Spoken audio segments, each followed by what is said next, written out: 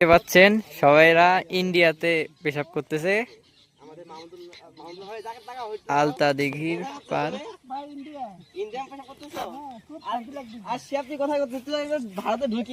এই শিয়াব তুমি ভারতের ভিতরে ঢুকে গেছো তো। আর সে এই যে আব্দুল্লাহ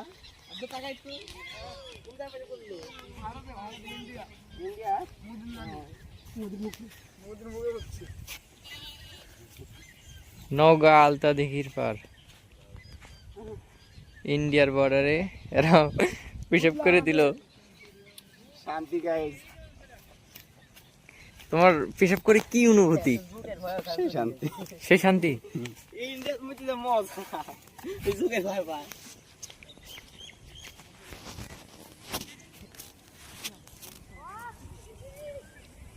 দেখতে পাচ্ছেন ইন্ডিয়ার বর্ডার ওটা।